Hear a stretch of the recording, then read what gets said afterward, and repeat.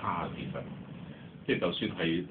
每一個階段咧，你香港嘅紙媒體裏邊，第一佢嘅絕大報紙或者細報紙都好，都有啲評論嘅文化嗰啲嘢存在嘅。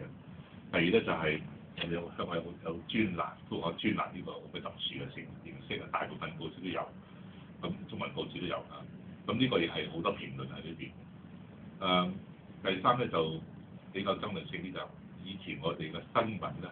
都往往有帶評論色彩嘅，即係唔係好似同期嘅譬如美國嘅新聞界就分得好清楚，我哋唔係好分得好清楚嘅，好有傾向性嘅時候嚇。咁個評論團體路都好多空間下嘅。我相信如果要數量都唔少，加上雜誌，由60年代到而家都其實相當多嘅。呢個就算我哋攞翻嚟比較，中國大陸同埋台灣都唔少嘅，我相信。如果真係想寫評論嘅人，唔會話冇地方發表。嗰個問題就係個影響力有幾大嘅啫。咁喺我自己個經驗由60年到而家咧，就